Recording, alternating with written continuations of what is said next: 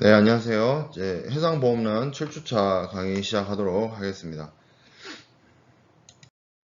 오늘 이번에 배울 학습 내용은 해상위험입니다. 해상보험이 이러한 해상위험으로부터 발생할 수 있는 여러 가지 손해를 방지하기 위해서, 그리고 손해로부터 그 재산상의 경제적 이해관계를 복구하기 위해서 해상보험 제도가 존재하는 것이죠. 그래서 이 해상위험이라고 하는 것은 해상 사업에 어떤 손해를 끼칠 수 있는 여러 가지 위험들을 이야기를 하는 것이고, 해상 위험을 좀 나눠서 생각을 해보면 그 바다의 항해에서 기인하는 그런 위험도 있고요. 그걸 이제 해상 고유의 위험이라고 이야기를 합니다. 그리고 바다의 항해에 부수하는 위험도 이런 해상 위험에 해당이 된다라고 이야기를 하고 있습니다. 좀 나눠서 이야기를 해보면 항해에 기인하는 위험이라고 하는 것은 말 그대로 해상 그 자체에서 해상 고유의 위험을 이야기를 합니다. 만약에 바다에서 항해를 하지 않았다라고 한다면 절대로 발생하지 않았을 사건들을 이야기하는 거죠. 그 대표적으로 자초, 침몰, 전복, 교사, 충돌 이런 것들이 있습니다. 이거 하나하나에 대한 이야기는 뒤에서 설명을 하기로 하고, 뭐 대표적으로 침몰 같은 경우에도 바다에서 항해를 했기 때문에 침몰이 발생하는 거죠. 육지에서 침몰은 발생하지 않죠. 자, 그리고 이 항해에 기인하는 위험 외에도 항해에 부수하는 위험이 있을 수 있습니다. 이 항해에 부수하는 위험은 바다에서 항해를 하지 않았더라도 발생할 수 있는 발생 가능한 위험들을 이야기하는 것이고, 이 항해에 부수하는 위험은 해상 고유의 위험이라고 하지 않고 해상 위험 뭐 이렇게 얘기하기도 하고, 해상 고유의 위험을 제외한 나머지 위험들을 이야기를 합니다. 여기서 말하는 위험은 퍼리를 얘기를 해요. 그래서 손해의 그 어떤 원인, 손인을 이야기를 하는 것인데, 대표적으로 화재, 전쟁, 해적, 뭐 강도, 포획, 납포 이런 것들이 있습니다. 이런 것들로 인해서 발생 가능한 그런 위험들을 이야기합니다. 그리고 해상 위험이라고 하면 정말로 바다 위에서만 발생한 위험으로 국한해서 한정해서 이야기하느냐 이렇게 오해할 수 있는데, 실제 실무에서 체결되고 있는 수많은 해상보험 계약은 그 해상보험을 체결하는 뭐 협회 적하약관이라든지 뭐 이런 것들을 통해서 육상 구간에서 발생하는 손해에 대해서 확장을 해서 담보를 제공하고 있습니다. 그렇기 때문에 해상 운송만 바다 위에 화물이 놓여져 있는 기간 동안만 보험자가 보호하는 것이 아니라 운송의 처음 시작부터 끝까지 그 운송이 처음 시작되는 곳에서 물품을 선적하는 선적항까지, 그리고 선적항에서 해상 운송을 해서 목적항에 도착해서 그 목적항에서 최종 목적지까지 육상 운송을 하는 구간 전체에 대해서 확장해서 보험자의 담보를 제공하고 있기 때문에 정말 말 그대로 문자 그대로 바다 위에서만 발생하는 손해나 위험만을 보험이 보호하는 것은 아니다 라는 것을 이야기하고 싶네요. 자, 해상 위험의 요건, 보험자가 이 해상보험 제도를 통해서 그 피보험자에게 보상을 하기 위해서는 다음과 같은 요건들을 갖추어야 됩니다. 첫 번째가 위험이 손해의 원인이 되어야 된다는 것이죠. 그 피보험자가 입은 손해를 발생시킨 사건의 원인 제공자 자체가 이 보험자가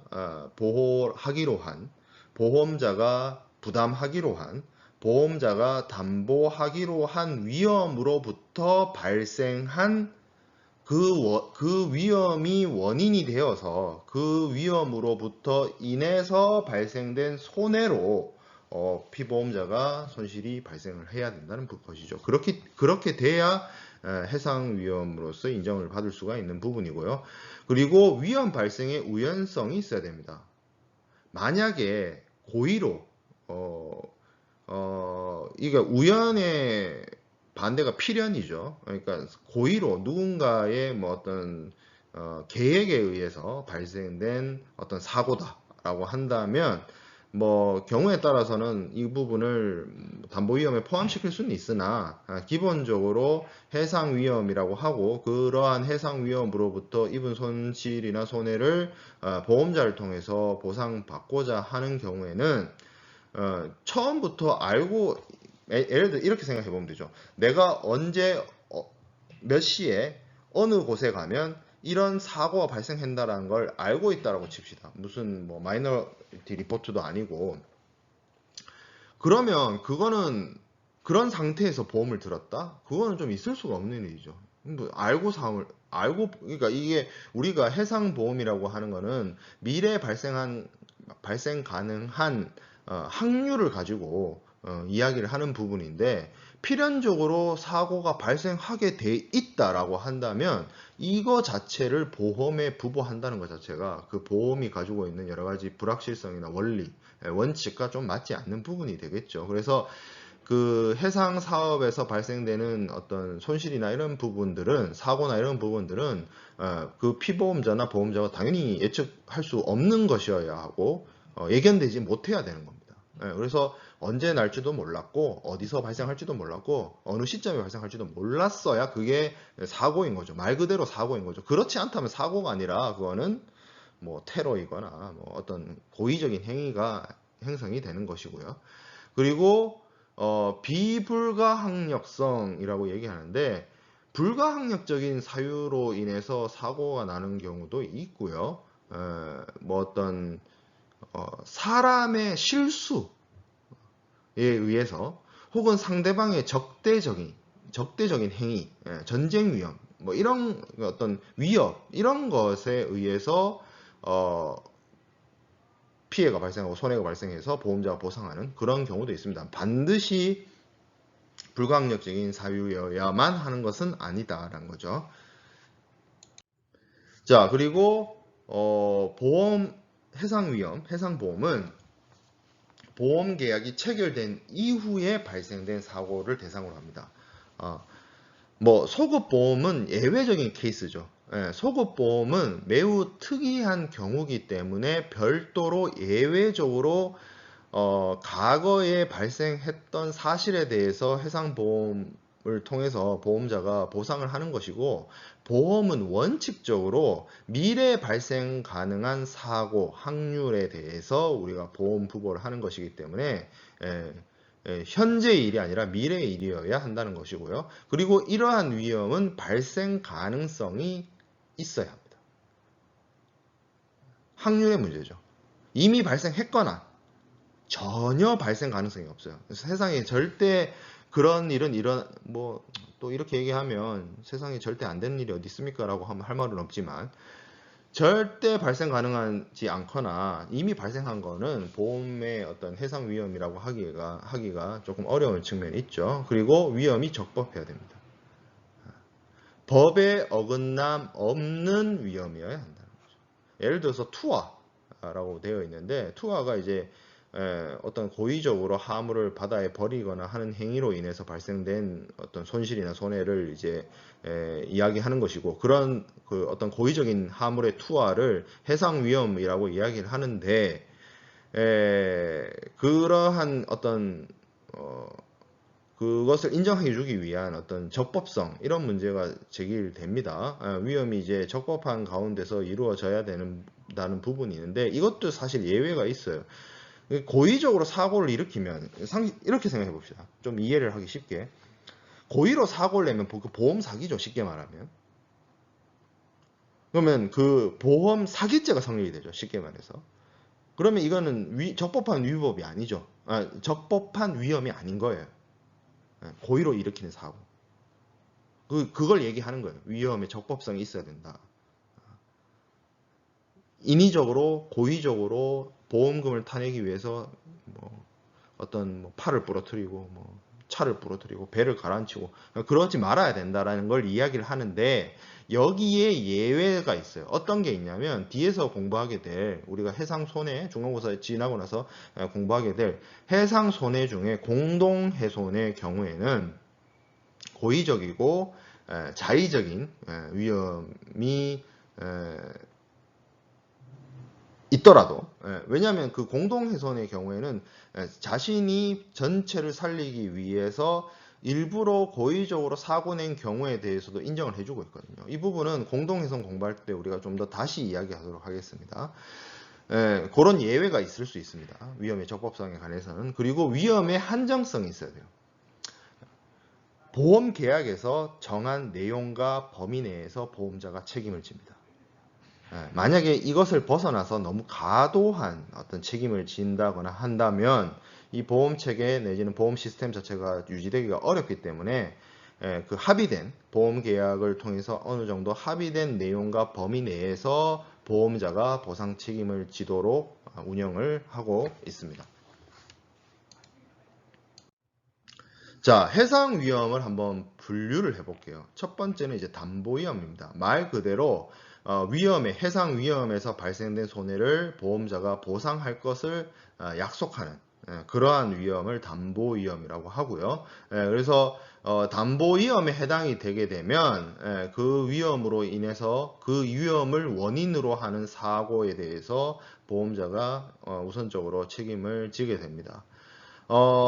모든 위험이 담보 위험이냐? 그렇지 않아요. 면책 위험도 있습니다. 어떤 특정한 사고의 원인의 경우에는 보험자가 이러한 어떤 사고의 원인에 대해서, 이런 위험에 대해서 책임지지 않겠다라고 규정을 해 놓습니다. 그게 이제 면책 위험이 되는데요. 면책 위험에 해당되지 않는다라고 하면 보험자가 보상을 그러니까 면책 위험이 해당이 되면 보험자가 면책되는 것이고 그렇기 때문에 보험자가 보험금을 지급하지 않게 되는 것이고 담보 위험에 해당이 된다. 보험자가 책임을 지는 위험이 해당이 돼서 그 위험으로부터 인해서 사고가 발생해서 피보험자의 손실이 발생했다라고 한다면 보험자는 피보험자한테 보험금을 지급하게 되는 겁니다. 그래서 담보 위험은 쉽게 이야기해서 담보 위험은 보험자가 책임지는 위험, 면책 위험은 보험자가 책임지지 않고 면책되는 위험이라고 볼 수가 있겠죠. 그리고 그 중간 단계가 그 사이에 있는 것이 이제 비담보 위험에 해당이 됩니다. 자, 그래서 면책 위험에 대한 설명이 있죠. 면책 위험은 어떤 특정한 대상 위험에 대해서 발생된 손해에 대해서 보험자가 보상 책임을 면할 것을 정한 위험을 말합니다. 그래서 보험자의 보상 책임을 제한하는 것이죠. 이런 사고, 이런 위험으로 인해서 발생된 사고에 대해서는 보험자가 책임을 지지 않는다라는 내용들. 그래서 사실 보험을 줄 때 가장 피보험자 입장에서 가장 주의 깊게 살펴봐야 될 것이 어떠한 경우에서 보험자가 면책에 대해서 나에게 보험금을 주지 않을 수 있는지를 파악하는 게 매우 중요합니다. 왜냐하면 이 면책 위험을 악용을 해서 보험자들은 자신들이 빠져나갈 구멍을 만들어 놓기 때문에 이 면책 위험에 대해 규정되어 있는 면책 사유라든지 이런 것들을 꼼꼼히 파악하고 정확하게 인지하고 하는 것이 매우 중요합니다. 만약에 면책 위험으로 특정되지 않았어요. 보상할 책임이 있는 손해예요. 그러면 보험자가 보상을 하는 것이고 면책 위험으로 특정이 되어 있다라고 한다면 보험자는 책임을 면하게 됩니다. 만약에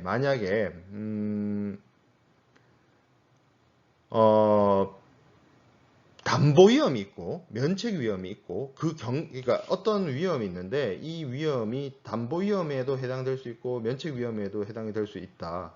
뭔가 이게 중간에 상충되어진다라고 하면 기본적으로 면책 위험이 우선되거든요. 그렇기 때문에 되도록이면 보험자 입장에서는 보상을 잘 안 해주려고 하는 경향이 있겠죠. 그렇기 때문에 이 면책 위험을 규정해 놓고 그 면책 위험의 내용들을 해석하는 데 있어서 실제 실무에서 많은 분쟁이 발생하기도 합니다. 이 면책 위험에는 무조건적으로 어떠한 경우에도 보험자가 면책되는 절대적 면책 위험이 있고요. 경우에 따라서 보험자와 피보험자 사이의 약속이나 특약이나 어떤 계약에 의해서 보험자가 책임을 지기도 하는 어떤 상대적 면책 위험이 있습니다. 대표적인 상대적 면책 위험이 전쟁 위험이에요. 전쟁으로 인해서 전쟁과 같은 적대 행위로 인해서 발생되는 사고에 대해서 기본적으로는 보험자가 책임을 지지 않는 면책이 되도록 하고 있는데 그런 경우라 할지라도 전쟁 위험에 대해서 보험자와 피보험자가 특약을 들게 되면 그 부분에 대해서 보험자가 책임을 지고 있거든요. 그런 부분들이 이제 대표적인 상대적 면책 위험에 해당이 된다라고 볼 수 있겠습니다. 비담보 위험은 말 그대로 담보 위험에도 포함되지 않고 면책 위험에도 포함되지 않는 그런 경우를 이야기를 하고 있습니다. 뭐 보상 범위도 아니고요. 뭐 이런 부분들은 보상 범위도 아니고 그렇다고 면책 범위도 아닌 그 어떤 중간 단계 그런 것들을 비담보 위험이라고 이야기하고 있죠. 보험자의 담보 위험과 면책 위험을 규정하는 방법은 포괄 책임주의가 있고 열거 책임주의가 있습니다. 포괄 책임주의라는 건 쉽게 말해서 이런 거예요. 쉽게 말하면 면책 위험을 규정을 합니다. 면책 위험을 규정을 한 다음에 이 면책 위험 빼고 다 보험자의 담보 위험이다 라고 이야기하는 방식이 포괄 책임주의고요. 열거 책임주의는 뭐냐면 해상보험 계약에서 보험자가 책임지는 위험들을 하나하나 구체적으로 나열하고 열거해서 이거를 보험자가 책임집니다 라고 이야기하는 것이 열거 책임주의예요. 나열하고 열거한다 방식이에요. 자, 이런 거죠. 자, 가나다가 면책 사유고 A, B, C, D가 그러니까 가나다가 면책 위험 A, B, C, D로 쭉 나가는 게 담보 위험이라고 했을 때 포괄 책임주의는 A, B, C, D 이게 뭔지를 얘기를 하는 게 아니라 보험자가 책임지지 않는 면책 위험들을 가나다라 마바사 이렇게 쭉 이야기하고 요거 면책 위험 빼고는 보험자가 책임집니다 라고 이야기하는 방식이라는 거죠. 열거 책임주의는 면책 위험도 규정을 해요.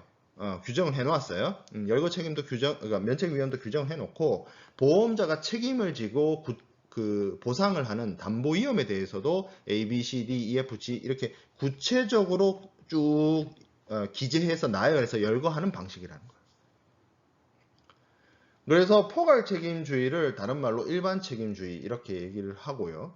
그리고 이 포괄 책임주의에서 이것이 이제 면책에 해당되는지 안 되는지 등을 따져봐야 되는 부분은 보험자 측에 있습니다. 그래서 보험자에게 조금 불리하고 불리하다는 표현보다는 뭐 상대적으로 피보험자에 대한 어떤 보장 범위가 좀 더 높을 수밖에 없는데 이런 포괄 책임주의에 해당이 되는 방식은 ICCAR 현재의 그 협회 적하 약관상으로 ICCAR 그리고 ICCA가 해당이 되고요.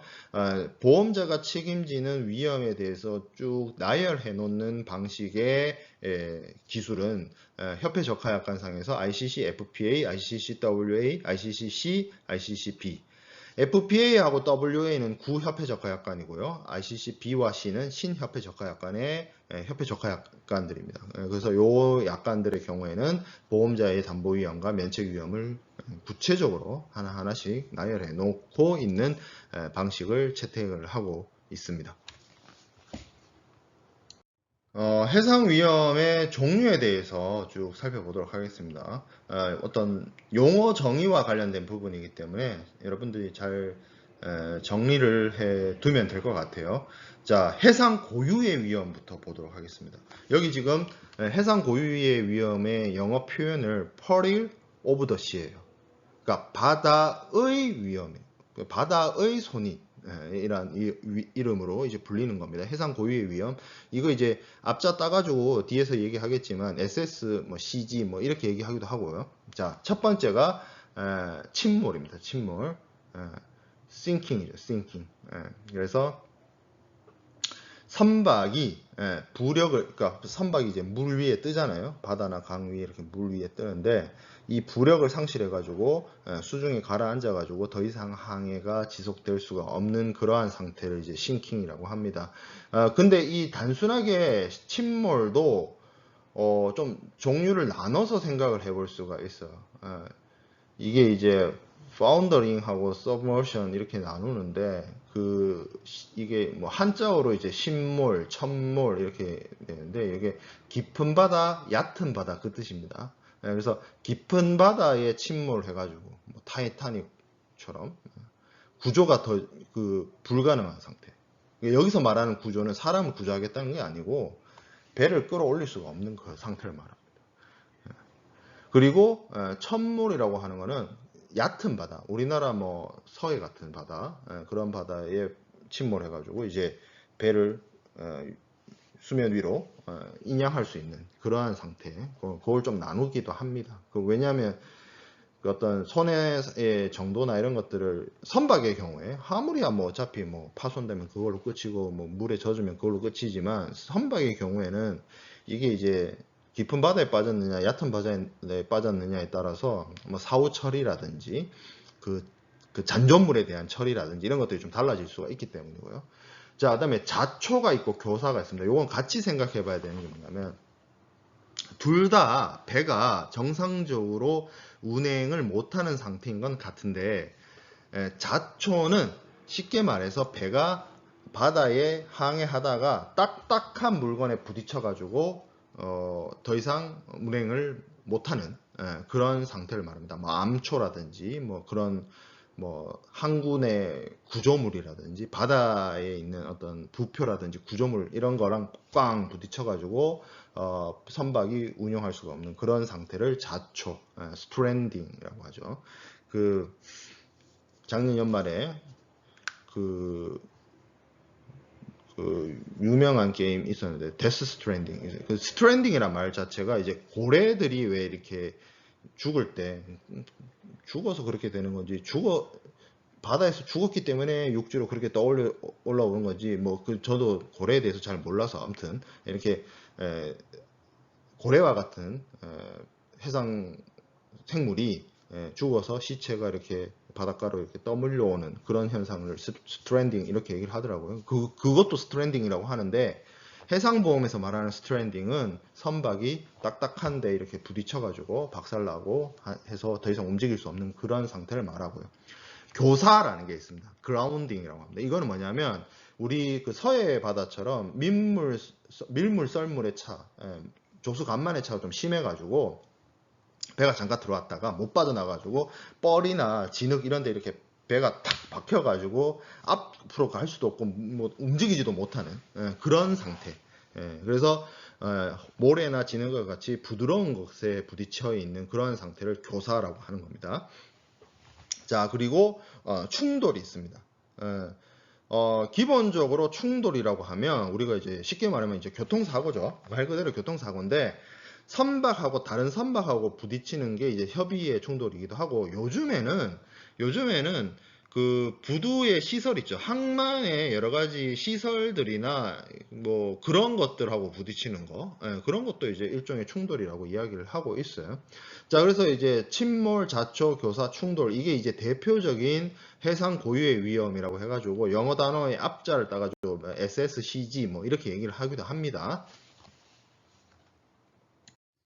또 다른 형태의 해상 고유의 위험은 전복이 있습니다. 뭐 먹는 전복 당연히 아니고요. 뒤집히는 거 말하죠. 그래서 선박이 해상에서 옆방향 배가 이렇게 뒤집히는 거. 그래서 기울어져 가지고 뒤집어지는 현상을 이제 전복이라고 하는데 뭐 기본적으로 선박은 복원력이라는 게 있어요. 이렇게 바다라는 게 자체가 너울이 있기 때문에 이렇게 배가 롤링이 있거든요. 이렇게 흔들려요. 항해를 하다 보면. 물론 선박의 규모나 이런 사이즈가 이렇게 커지면 커질수록 그러한 롤링 선박이 그 바다의 너울에 의해서 영향을 받는 정도나 이런 것들이 달라지겠지만 선박은 기본적으로 좌우로 흔들리고 있기 때문에 이렇게 한쪽으로 이렇게 치우쳤을 때 오뚜기처럼 바로 잡을 수 있는 복원력을 기본적으로 가지고 있어요. 근데 그런 복원력이 좀 적거나 선박이 견딜 수 없을 정도의 바람이 불거나 어떤 풍랑, 그러니까 이 너울이 세게 치게 되면 그 오뚜기가 예를 들어서 오뚜기가 있을 때 어느 정도 충격을 줬을 때는 기우띵 하다가 바로 다시 자기 자리를 잡다가 너무 큰 충격을 주면 꼬꾸라지는 경우가 있잖아요. 오뚜기도. 그런 것처럼 이렇게 배가 그 복원력을 상실해 가지고 뒤집히게 되는 경우 그런 것들을 이제 전복이라고 하고요. 악천후도 해상 고유의 위험입니다. 그래서 뭐 어떤 세찬 바람이라든지 아니면 여러 가지 태풍, 우박, 해상에서 발생하는 우박, 뭐 이런 것들, 뭐 천둥, nak래 이런 것들, 해상에서 발생하는 이런 것들이 이제 해상 고유의 위험의 분류로서 이야기되어지고 있습니다. 자, 해상 고유의 위험이 바다의 항해에 기인하는 그런 위험이라고 본다면 바다의 항해에 이제 부수되는 해상 위험도 있죠. 이건 해상 고유의 위험이라고 얘기하지 않고 maritime police 뭐 이렇게 얘기하기도 합니다. 첫 번째는 불이죠, 불. 이게 이제 육지에서도 불이 나고 바다에서도 불이 나고 뭐 그렇죠. 그래서 바다에서만 꼭 발생하는 것은 아니기 때문에 이제 해상 위험으로 얘기하는데 불이 나서 여러 가지 그 불로 인해서 발생되는 재산상의 손실, 인명의 피해 이런 것들로 이야기를 하는데 기본적으로 하재는 그 보험자의 담보 위험에 해당이 됩니다만 그 화재의 발생 원인에 따라서 보험자의 책임이 있는 경우도 있고 면책되는 경우도 있습니다. 여기 나와 있는 것처럼 자연 발화의 경우, 그러니까 어떤 외부적인 요인이나 잘못으로 인해서 불이 발생하는 것이 아니라 불이 나기 쉬운 물건이어서 불이 발생한 경우라든지 물건 자체에 문제가 있어서 화재가 발생했다든지 하는 경우에 따라서는 보험자가 면책이 되기도 합니다. 자, 그리고 화재로 인해서 부수적으로 발생되는 손해도 있을 수 있어요. 뭐 하염에 의해서 뭐 소실이 되거나 불탄 건 아닌데 그 뭐 어떤 열기라든지 뭐 공기에 의해서 뭐 손해가 입을 수도 있고 불을 또 끄기 위해서 물을 사용하다 보니까 그로 인해서 발생되는 손해도 있을 수 있고 그런 것들이 이제 화재에 의해서 부수적으로 발생되는 손해나 손실로 이야기되어질 수가 있고요.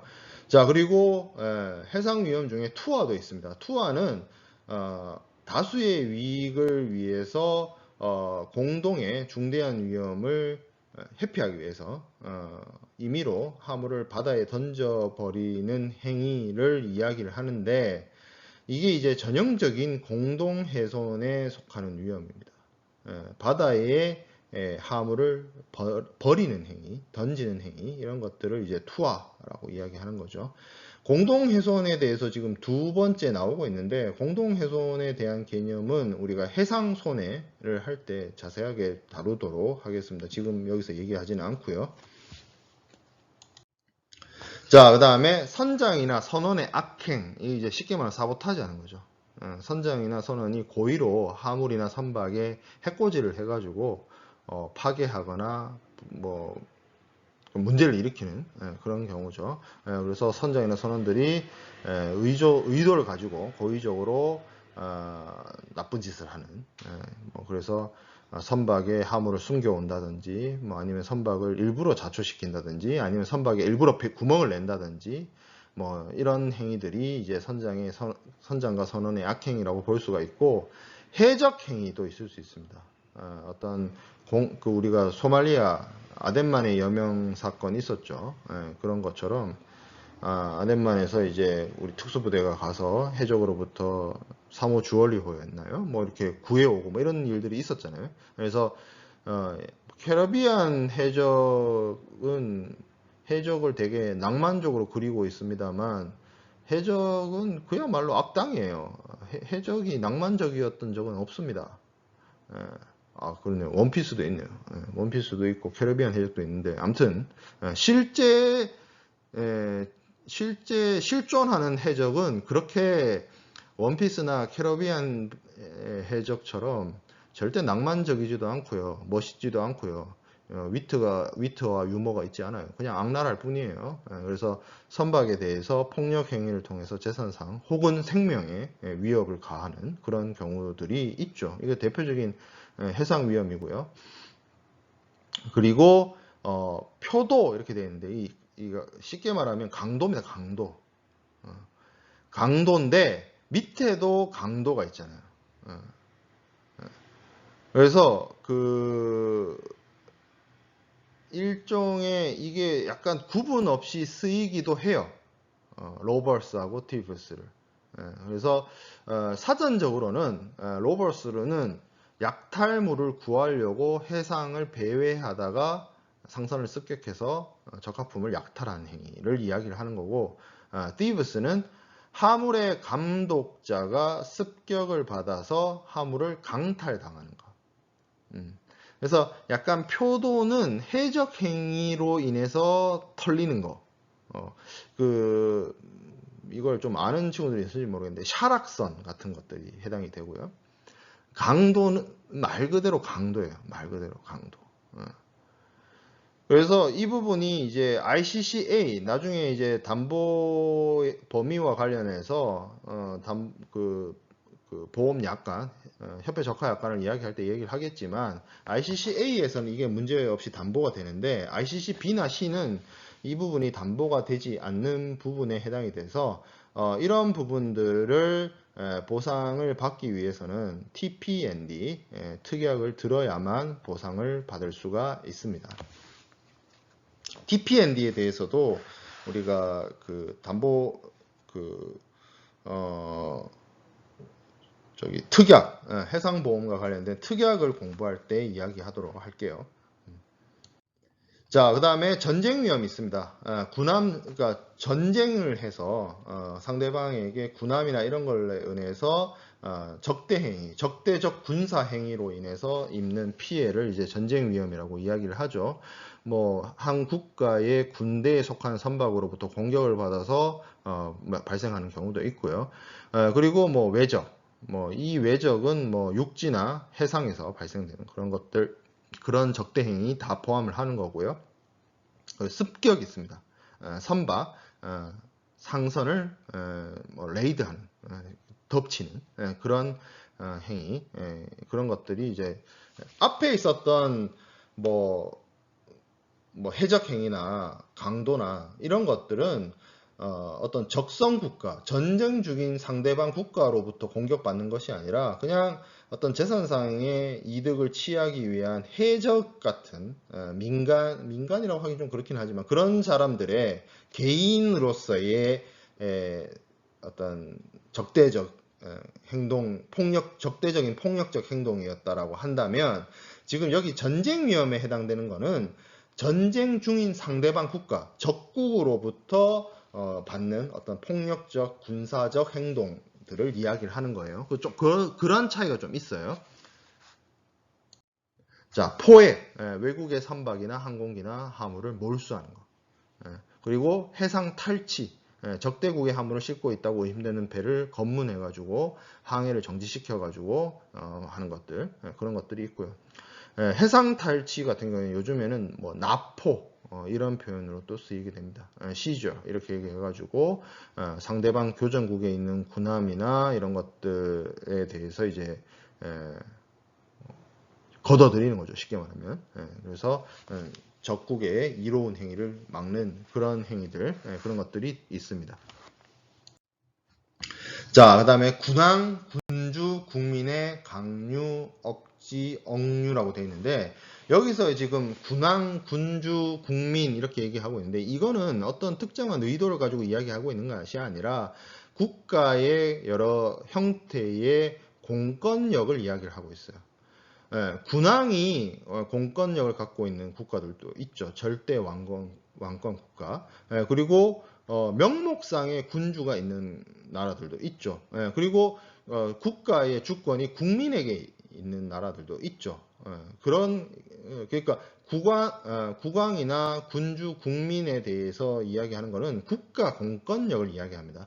국가 공권력에 의해서 어떤 행위가 이루어지는 경우를 말하고, 그러한 행위들은 강류, 억지, 억류로 나눠서 이야기를 할 수 있어요. 강류의 경우에는 국가의 권리나 전쟁 등으로 인해서 수송을 중지시키는 그런 것들이 이제 강류에 해당이 되고, 억지의 경우에는 자신이 힘을 행사할 수 있음을 나타내면서 적이 공격을 통해서 얻는 이익보다 보복으로 있게 되는 손해가 더 크다는 것을 깨닫게 하여 일정한 행동을 하지 못하게 하는 전략입니다. 그래서 이 위협이라고 해야 될까요? 좀 뭐라고 해야 될까? 본보기 삼아서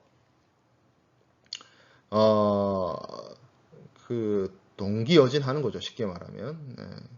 내가 이 정도의 어떤 파워를 가지고 있기 때문에 네가 이걸 공격하면 너는 2배로 맞을 거야. 뭐 이런 걸 보여주는 뭐 그런 것들. 그러니까 이제 전쟁 여러분들 그 핵 무기가 인류사에 등장하고 나서 오히려 전쟁을 많이 안 하게 되잖아요. 상호 확증 효과가 있죠. 그러니까 내가 핵무기를 한 방 쏘면 쟤들도 나한테 핵무기를 한 방 더 쏠 테니까 서로 같이 죽는 거니까 전쟁을 못하게 되는 그런 효과가 있거든요. 상호 확증 효과. 그런 거라고 생각을 해보면 됩니다. 자, 그 다음에 억류가 있어요. 억류. 국제법상의 전시의 어떤 특정이나 특정 선박에 대해서 어떤 그걸 이제 유치한다, 이제 가둔다, 이런 행위를 억류 이렇게 얘기를 합니다. 그리고 이제 기타 일체의 위험이 있습니다. 이게 그 외 나머지 것들, 뭐를 이야기하는 거죠. 그래서 앞에서 이야기한 부분들과 비슷한 종류이거나 그런 기타에 해당되는 위험들은 동종 제한의 원칙에 따라서 같은 것으로 간주해서 처리하고 있습니다. 그러니까 이거랑 비슷한 종류 아니야? 라고 해당되는 것들은 같이 묶어서 그냥 그걸로 본다는 거죠. 그래서 이거를 허용을 해놔야 돼요. 왜 이게 허용이 되어야 되냐면 이런 경우가 있을 수 있어요. 그러니까 문구 자체를 문제 삼는다는 거지. 예를 들어서 이게 좀 저도 마땅한 예시가 잘 안 떠오르는데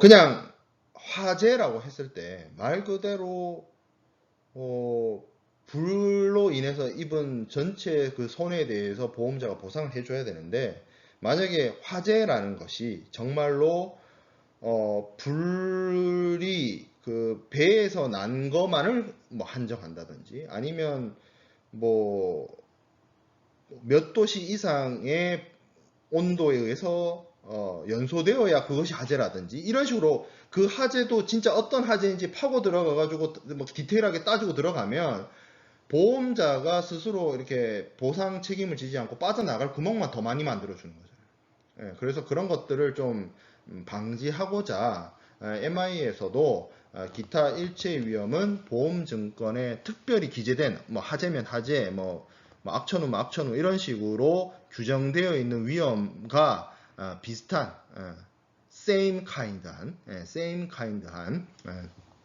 종류의 위험만을 포함을 한다라고 이야기를 하는 거죠.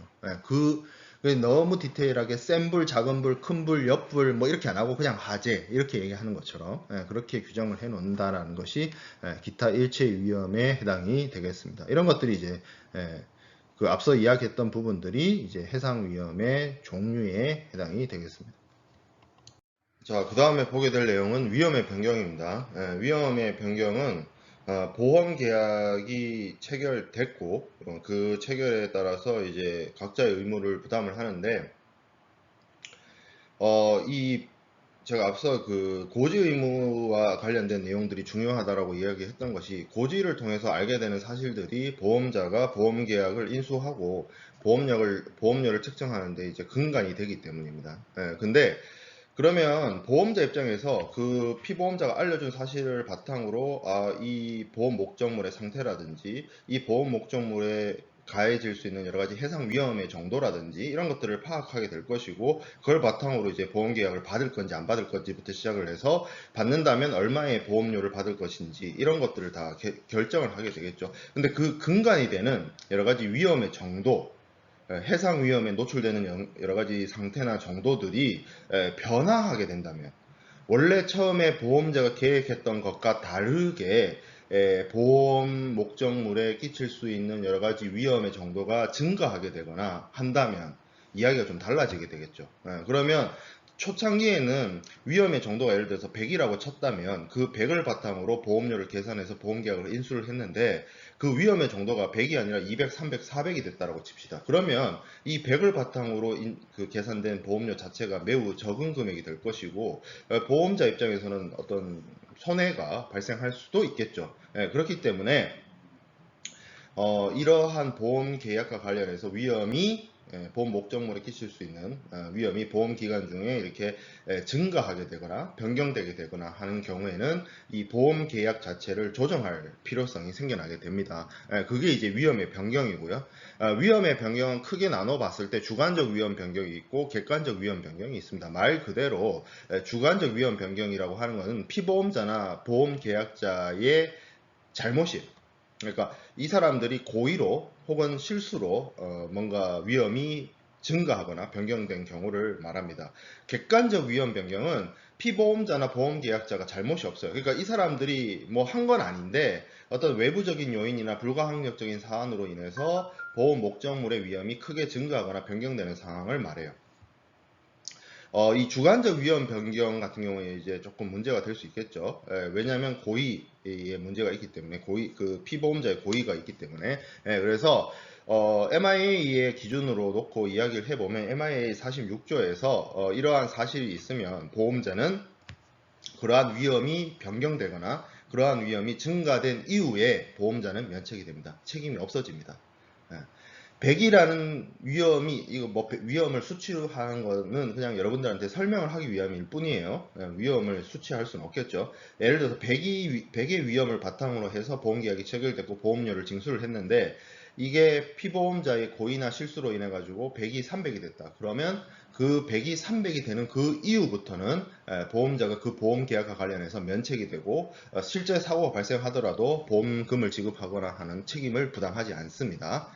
자, 객관적 위험 변경의 경우에는 기본적으로 MIA에는 관련된 내용들이 없어요. MIA에서는 그러니까 기본적으로 위험 변경이라고 하는 것은 피보험자나 보험계약자의 고의나 중대한 과실로 인해서 발생한다라고 이야기를 하고 있는 부분이고 MIA의 규정이 없기 때문에 만약에 이런 그 피보험자나 보험계약자의 의도나 잘못이 아닌 이유로 위험이 변경이 되었는데 보험계약이 취소되거나 해지되거나 아니면 보험자가 면책되게 된다면 이거는 어떻게 보면 피보험자나 보험계약자에게 되게 가혹한 상황이 되는 거죠. 그래서 한국의 상법에서는 만약에 이런 경우에는 이 피보험자나 보험계약자가 위험이 변경된 사실에 대해서 지체 없이 보험자에게 통지하고 추가적인 어떤 특약이라든지 보험계약의 변경이라든지 계약의 변경이라든지 이런 것들을 논의하도록 이야기하고 있습니다. MIA의 명확한 규정이 있거나 하지는 않는 부분이긴 해요. 이 부분은. 자, 그러면 위험의 변경이란 거는 어떤 것들이 있느냐? 우리가 앞에서 해상 위험에 대해서 이야기를 했죠. 그래서 해상 위험의 변경을 이야기를 할 수가 있는데 쉽게 말해서 위험의 정도가 바뀌는 거예요. 위험의 정도가 바뀌는 거죠. 그래서 동일한 위험인데 그러니까 이 동일한 위험이라고 하는 거는 그 해상 고유의 위험이든 해상 위험이든 화재든 침몰이든 이런 그 위험 그 자체는 동일한데 이 위험의 정도 손해를 일으킬 수 있는 원인의 그 정도가 증가하는 쉽게 말해서 발생 가능성이 높아지는 그런 경우를 의미를 합니다. 대표적으로 이 해상 위험의 변경이라고 하는 것은 1호라든지 아니면 항해나 발항의 지연 그리고 갑판 한적 이런 것들이 이제 대표적이고 이런 위험 변경이 된다는 것의 요건은 보험계약이 당연히 체결된 이후에 발생되겠죠. 보험계약 체결 전에 발생했으면 그 사실을 바탕으로 보험계약이 그 내용을 수용을 해서 보험계약이 체결됐겠죠. 근데 지금 위험의 변경을 이야기하는 논의는 보험계약이 체결된 이후에 위험의 정도가 변화했기 때문에 그것을 어떻게 하느냐, 그것을 어떻게 처리하느냐의 문제에 있습니다. 자, 그리고 피보험자의 행위, 어떤 고의나 실수나 이런 것들 혹은 불가항력에 의해서 발생했고, 이로 인해서 보험자가 부보하고 있는, 보험자가 커버하고 있는 보험 목적물의 위험, 보험자가 책임져야 되는 담보 위험이 변경되거나 증가해야 한다는 거죠. 그리고 이게 뭐 사소한 그런 변경이 아니라 눈에 띄는, 쉽게 말해서 보험자가 이 정도면 내가 보험료를 더 받아야 되는데 라고 생각이 들 정도로 큰 현저한 변화여야 되겠습니다. 자, 그러면 이 위험 변경의 가장 대표적인 게 2로입니다. 이게 뭐 2로를 설명하려고 항해 변경을 위험의 변경을 설명했다라고 이야기해도 됩니다. 그 정도로 2로가 가장 대표적인 위험의 변경인데, 영어 표현으로는 데비에이션 이렇게 하는데, 쉽게 말하면 경로 이탈이에요. 우리 왜 차 타고 내비 키고 가다 보면 이탈하면 그 내비가 가르쳐 주는 대로 안 가고 하면 빵빵빵 뺑뺑뺑뺑 하면서 이제 그 내비가 굉장히 다급한 목소리로 얘기를 하죠. 경로를 이탈했다고. 그거예요, 그거. 그래서 보통 우리가 선박이라고 하면, 물론 도로는 이 차선이 다 그어져 있기 때문에 그 차선을 따라 다닌다라고 생각을 하지만, 바다는 그런 선이 안 그어져 있기 때문에 아무데나 다녀도 된다라고 착각을 하는 경우가 있어요. 근데 절대 그렇지 않습니다. 바다는 우리 눈에 보이기에는 전부 다 잔잔한 바다이고 파도 치고 너울 지는 그런 바다겠지만, 배들이 다니는 길이 있습니다. 그 바다에도. 지금 부산에도 부산 북항이 있고 부산 신항만이 있잖아요. 근데 그 부산 신항만이나 부산 북항에 접근하기 위해서 배들이 뭐 이 육지 쪽으로 많이 붙어서 온다거나, 아니면 해저 구조물이 있는 지역을 통과한다거나 하면은 배나 그 어떤 항구 시설에 큰 피해를 줄 수가 있기 때문에 배들은 꼭 정해진 그 항로로 다니게 되어 있어요. 이게 항구 근처에서만 뿐만 그런 것이 아니라 이 원양 항해를 하는 배들도 어떤 경제성, 그러니까 최단 루트로 가야 되죠. 뭐 가장 경제적인 노선이 있겠죠. 이렇게 가면 가장 단축된 거리로서 목적지까지 갈 수 있는 거리, 구간, 항로 이런 게 나옵니다. 그게 이제 항로인데, 말 그대로 항로인데, 선박이 그래서 정해진 그 항로로서 운용을 해야 됩니다. 만약에 그러한 항로에서 이탈이 된다라고 하면 조금 문제가 있죠. 왜냐하면 그 적하보험이든 선박보험이든 그 항로로 배가 갈 거라는 걸 예측하고 예상하고, 거기에 따라서 보험 목적물의 위험의 정도라든지 뭐 이런 것들을 파악을 했을 것이고, 그걸 바탕으로 보험계약 체결하고 보험료를 산출했을 것이기 때문에, 갑자기 그 항로로 가다가 다른 데로 가버려요. 다른 데로 새버려요. 다른 항로로 간다거나 그 항로를 벗어난다거나 해버린다면 그 예측되지 않은 일이 돼버리는 거죠.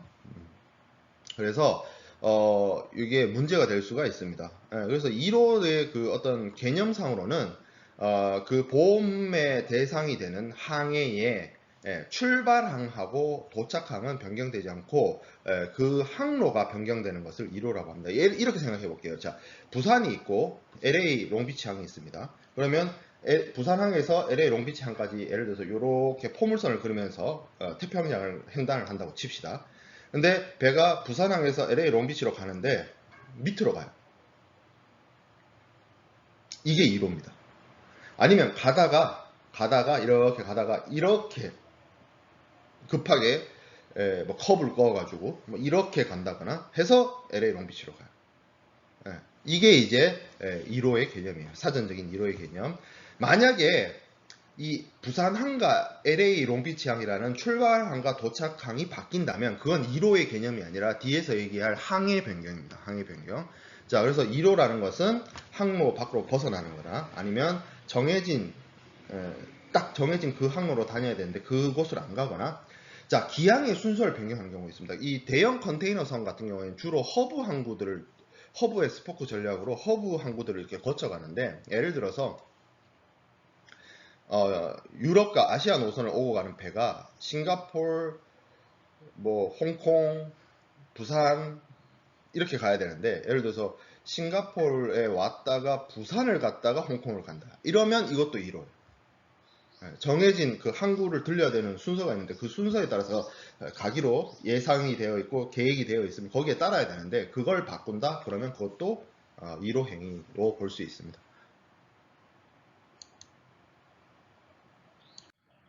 자, 2호가 발생되게 되면 어떻게 되느냐? 2호가 발생하면 그 2호가 발생한 사실 이후에 바로 보험자는 면책됩니다. 그래서 그 2호가 딱 일어난 이후부터 사고가 발생한 것에 대해서 보험자는 책임을 지지 않습니다. 왜냐하면 그 안전 항로라고 볼 수 있죠. 경제적이고 안전한 항로가 정해져 있고 그 항로로 배가 다녀야 되는데 그 항로를 벗어난다는 것은 운송 비용이 증가하는 측면도 있고 그 안전하지 않은 항로로 가게 돼서 배가 사고의 위험에 더 큰 위험에 직면할 수 있는 가능성을 가져다 줄 수가 있기 때문에 이러한 그 정해진 항로를 벗어나는 행위를 쉽게 말해서 위험이 양적으로 변동이 되었다 이렇게 보는 겁니다. 근데 어쩔 수 없이 이러하는 경우도 있긴 있어요. 배가 정해진 항로로 가다가 어쩔 수 없는 사유로 인해서 그 정해진 항로를 벗어나야 되는 상황도 간혹 발생을 해요. 어떤 경우 인명이나 어떤 재산을 구조하기 위해서. 그래서 무조건적으로 절대적으로 정해진 항로를 벗어나면 안 된다. 배는 딱 정해진 길로만 가야 한다. 이건 아니에요. 그래서 그 허용되는 1호가 있고 허용되지 않는 1호가 있습니다. 허용되는 1호에 대해서는 뒤에서 보고 만약에 어쨌든 2호 행위를 하게 되면 그 2호로 인해서 손해가 발생했어요. 2호를 하고 나서 손해가 발생했어요. 그러면 보험자는 보상 책임을 지지 않고 보험금을 지급하지도 않습니다. 자, 근데 이 경우가 있어요. 자, 여기 네 번째 동그라미에 항해 중의 1호는 하주의 의사와는 상관없이 발생하게 되는 것으로 선의의 피보험자를 보호하기 위해서 ICC 제8조 운송약관에는 피보험자가 좌우할 수 없는 일체 1호로 인한 손해는 보험자가 담보한다는 취지를 규정을 해 놓았다. 자, 이런 경우죠. 자, 선박을 운영하고 있어요. 선박을 운영하고 있는데 선박을 운영하는 사람은 운송인이죠. 나는 수출자예요. 나는 이 선박에 대해서 일체의 지분도 없고 내가 선박을 갖고 있지도 않고 나는 그냥 이 사람한테 미국으로 화물을 보내기 위해서 운송을 의뢰했고 운송 계약을 체결했고 운송 비용을 지급했고 화물을 넘겼어요. 그래서 그 화물을 받아간 그 운송인이 자신이 운영하는 선박에다가 화물을 적재를 했어요. 근데 이 사람이 가다가 내가 시키지도 않았고 요구하지도 않았고 내가 뭘 한 것도 아닌데 나는 그냥 내 할 일을 했어요. 나는 그 사람을 믿고 그 사람이 또 평판이 좋아. 업계의 평판 좋아. 그리고 시장 점유율도 높아. 그래서 믿을 만한 사람이라고 생각하고 그 사람한테 운송을 의뢰했는데 이 사람이 가다가 1호를 했네. 나는 아무런 영향도 안 미쳤는데. 이 수출업자가 든 적하보험 그리고 그 적하보험의 보험자가 이 사람이 의도하지 않았고 직접 하지도 않았고 지시하지도 않은 그 운송인의 1호 행위 때문에 이 적하보험을 면책한다라고 주장하게 되면 나는 선의의 무역계약을 체결하고 수출을 하고 운송계약을 체결해서 물품을 인도한 이 사람이 피해를 보게 되잖아요. 그래서 이 선박보험 같은 경우는 왜냐하면 선박보험을 부보하는 사람들, 선박에 대해서 보험을 드는 사람들은 주로 그 해상운송회사, 선사들이 될 텐데 이 사람들은 직접 자기들이 선박을 운용하거나 나용선하거나 하잖아요. 그래서 선박을 자신의 직접적인 통제하에 있기 때문에 그러한 선박 보험의 경우에는 1호가 심각한 문제를 초래합니다. 하지만 대다수의 적하보험, 그러니까 화물을 보험을 드는 경우에는 자기들이 화물을 운송 의뢰한 것일 뿐 그 선박의 항로나 이런 것에 대해서 통제하거나 관리하거나 할 수 있는 상황이 아니에요. 그래서 그 적하보험, 화물에 대한 보험에 있어서는 1호 행위로 인해서 위험이 변경이 되었다 혹은 그 위험의 변경으로 인해서 보험자가 면책된다 그러한 효력을 인정하지 않고 그냥 보험자가 담보해 줍니다. 보험자가 피해가 발생했다라고 하면, 손해가 발생했다라고 하면 보상을 해주고 있다. 그러니까 1호라는 거는 적하보험에서는 적용되지 않는다. 효력이 미치지 않는다. 선박보험에 있어서는 문제가 클 수 있다. 라는 거죠. 그리고 배들이 정해진 항로로 가야 되는데 가지 않아서 생기는 문제로 이 1호가 발생하게 되면 보험자가 면책된다. 자, 근데 제가 앞에서 인명이나 재산을 구하기 위해서 정해진 항로를 벗어날 수 있다라고 했습니다. 이 1호 행위라는 거는, 그러니까 정해진 항로, 안전한 항로를 가야 된다라고 하는 것은 절대적인 것이 아니고요. 경우에 따라서 허용이 되는 경우가 있어요. 그 허용이 되는 경우에 대해서 MIA 제49조에 규정을 하고 있습니다. 그러니까 내가 배를 운영하는 사람인데 배를 몰고 가다가 보니까 옆에서 조난 신호가 와요. SOS가 와요. 그러면 그걸 외면해야 되느냐? 만약에 이거를 인정해주지 않으면 사람을 구하기 위해서, 선박을 구하기 위해서 정해진 항로를 벗어나서 그 조난 신호를 보내는 곳으로 향하는 행위를 1호로 규정을 해서 보험자를 다 면책시킨다면 그 누가 바다에서 누굴 구조하려고 하겠어요? 그렇죠? 이거는 어떻게 보면 인도주의적인 차원의 문제죠. 그렇기 때문에 그 MIA 제49조에서는 한 7가지 정도의 2호가 허용되고 있는 사유를 이야기하고 있습니다. 첫 번째가 보험증권의 특약에 의해서 인정이 되는 경우가 있고요.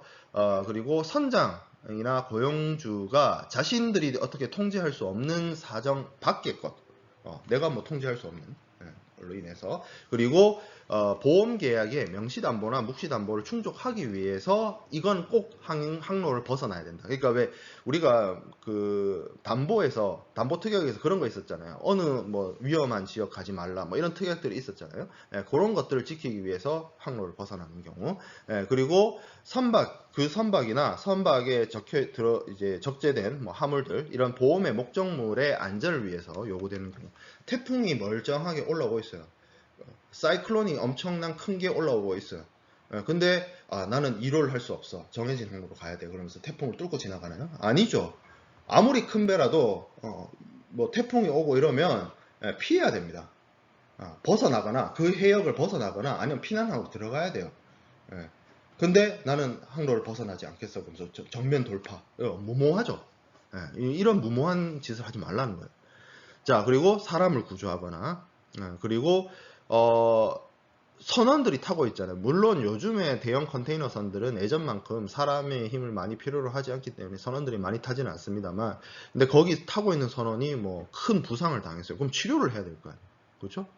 그러면 뭐 이게 그 선박에서 망망대해에서 태평양, 그러니까 우리 뭐 부산 앞바다 이런 데 말고 태평양 이런 데서 배 타고 가다가 부상자가 발생하면 거기서 호송해올 방법이 없어요. 쉽게. 아니 그 뭐 헬기라도 보내면 되지 않습니까? 바다에 헬기를 어떻게 띄워요? 망망대해.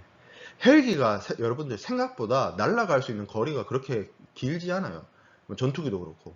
여객기 정도가 되니까 뭐 보잉이나 에어버스에서 만드는 대형 수송기 내지는 여객기 정도 되니까 대륙과 대륙을 넘나들어서 태평양과 대서양을 넘어서 이 비행을 하는 거지, 헬기 이런 것들 태평양을 횡단 못합니다. 절대. 그래서 그 기본적으로 이 해군이나 이런 데서 운용하는 헬기들도 기본적으로 육지에서 띄워가지고 요 가까운 바다를 수색하거나 하는 정도로만 국한되지, 헬기 타고 바다를 건넌다는 건 불가능해요. 그렇기 때문에 이 선박이 그 안에서 뭐 예를 들어서 선원이 뭐 지금 뭐 혼수 상태에 빠졌다 이러면 이 선원을 안전한 곳으로 대피시키기 위해서 항로를 벗어날 수밖에 없게 돼요. 그리고 피보험 위험의 하나로서 우리가 그 해상에서 발생할 수 있는 여러 가지 해상 위험 중에 선원의 악행 이런 거 있었죠. 그런 걸로 인해서 이거 뭐 선원이 쉽게 말하면 선상 반란을 일으켰어요. 근데 그거에 대해서 이제 운송인이나 뭐 이런 사람들이 책임질 수가 없는 상황인 거죠. 그러니까 이러한 요런 불가피한 7가지 정도에 의해서 발생되는 1호에 대해서는 허용되는 1호로서 인정을 해주고 있습니다. 자, 발항과 항해의 지연 볼게요. 지연이란 건 사람 이름 지연이 아니고요. 딜레이. 딜레이. 쉽게 말하면 늦어지는 거. 근데 이제 이 늦어지는 게 한 세 가지 정도가 있어요. 항해를 우리가 어디 항구에서 어디까지 가는데 항해 자체의 시작이 늦어지는 거. 그게 이제 항해 개시의 지연이고요. 그러니까 항해를 시작을 해야 돼. 부산항에서 출발해야 돼. 근데 그리고 그걸 할 수 있어. 부산항에서 출발할 수 있는데 안 하는 거. 보통 이제 선박의 묵시담보에 있어서 제가 가망성 담보에 대한 부분만 이야기를 했는데, 기본적으로 상당 기간 내에 출발해야 되기로 한 그 어떤 출발 날짜가 있으면 그 선박은 출발을 해야 돼요. 근데 안 해. 그리고 선박이 출발하기 위해서 여러 가지를 준비하고 해야 되는데 그 준비도 제대로 안 해. 그러면 이제 이 항해의 시작 자체가 되지 않아서 지연이 발생하는 거죠. 그리고 항해 계속의 지연이 있는데, 이거는 항해 계속이라는 표현, 우리말 한국어 표현보다 영어 표현이 더 편할 수 있어요. 딜레이 인 보이지.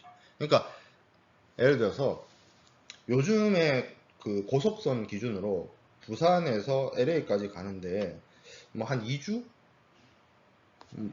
2주 한 12, 15, 12, 13, 14, 15일 정도? 그렇게 걸려요.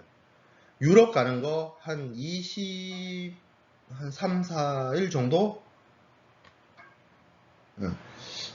제가 이렇게 정도로밖에 표현을 못하는 이유는 바다의 컨디션의 문제도 있고요. 바다가 항해를 제대로 할 수 있는 그런 상황이 아니라면 제대로 된 속도를 내기가 어렵죠. 그리고 배들이 예를 들어서 최대 속력이 한 30노트 된다라고 치면 그 30노트를 잘 안 냅니다. 한 15노트에서 20노트. 그 경제 속도, 우리 그 왜 자동차도 보면, 자동차들이 보면 최고 속도 200km, 시속 200km까지 낼 수 있는 자동차들도 보면 경제 속도라는 게 있잖아요. 기름을 최대한 많이 쓰지 않으면서 안정적으로 그 장거리를 운행할 수 있는 그 경제 속도라는 게 있잖아요. 그 대충 한 60에서 80? 그 정도가 경제 속도 이렇게 얘기를 하잖아요. 아닌가? 한 80 정도인가? 100? 그렇죠. 아무튼 그 정도가 되죠. 선박도 마찬가지예요. 배도. 배도 최고 속도가 있는데 그 최고 속도로 잘 안 갑니다. 그래서 보통 한 12노트, 15노트 이렇게 가요. 그렇기 때문에 그러면 그 배의 성능에 따라서 도착할 수 있는 기간이, 이게 자동차로 우리가 국도를 아무리 오래 타고 해도 5시간, 6시간이면 전국을 어디든 갈 수 있는 것 있지만, 이 배는 달력으로 얘기하잖아요. 며칠씩 걸리잖아요. 그렇다 보니까 그러한 기간에 베리에이션이 좀 있습니다. 어찌됐든 항해 계속의 지연은 항해의 지연을 의미하는 거고요. 항해 종료의 지연은 목적항해 왔는데 항해를 끝내야 되는데 거기서 뭔가 이벤트가 발생해서 늦게 되는 것을 말을 하죠. MIA에서는 이 항해 지연에 대해서 발항이나 항해 지연이 없도록 하는 것이 묵시 조건이라고 이야기하고 있습니다. 그게 이제 내용이 MIA 제42조에 있어요. 그래서 보험 목적물이 특정 장소에서 밑부터 또는 특정 장소로부터 항해보험증권에 의해 보험에 가입되는 경우에 선박이 그 장소에 반드시 있어야 될 필요는 없지만 reasonable time, 합리적인 기간, 물론 이 합리적인 기간, 이 리즈너블 타임이 정확하게 며칠을 지칭하는 건지에 대해서는 다양한 해석과 판례가 있겠지만, 어쨌든 리즈너블 타임 내에 항해가 시작되어야 한다.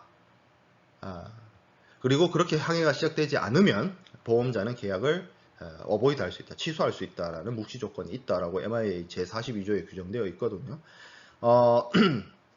그리고 관련돼서 협회 적합한 제8조에도 피보험자가 좌우할 수 없는 사항으로 인해서 발항 및 발해 항해의 지연이 발생하게 되면 보험자는 담보한다 취지를 규정을 해 놓고 있습니다. 그러니까 이 두 가지를 설명을 좀 하면, 기본적으로 이 항해 지연, 항해 시작의 지연이 발생하게 되면 보험자는 그때로부터 보험계약을 취소할 수 있어요.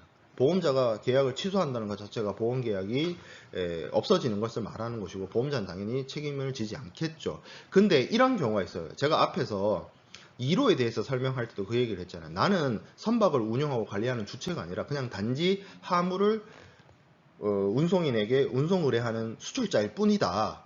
배를 출발시킨 거를 늦게 한 사람은 내가 아니라 저 사람이다. 라고 한다면 저 사람의 잘못으로 인해서 내가 보험에 든 내가 보험 든 그 보험 계약이 취소되게 되면 내가 억울하잖아요. 그래서 적하보험의 경우에는 이 지금 ICC 제8조 운송약관이라고 하는 것이 화물의 적하약관에 대한 협회 적하약관인데요. 기본적으로 이런 자신의 컨트롤을 하지 않는 자신이 배를 컨트롤하지 않는 이런 일반적인 적하 화물을 운송 의뢰하고 보험을 드는 수출자를 보호하기 위해서 적하보험에 있어서는 이 항해 지연에 대해서 문제 삼지 않고 있습니다. 보험자가 그냥 보상해줘요. 보험계약 취소시키지 않아요. 그럼 포인트가 이 두 개죠. 자, MIA 제48조에 이런 말이 있습니다. 항해보험증권의 경우에 보험에 가입된 해상사업은 반드시 전체 과정을 통해서 상당히 신속하게 수행돼야 되고 적법한 이유 없이 수행되지 않으면 그리고 그러한 지연이 부당하게 되었으면 보험자는 보상 책임을 면하게 된다라고 이야기를 하고 있어요.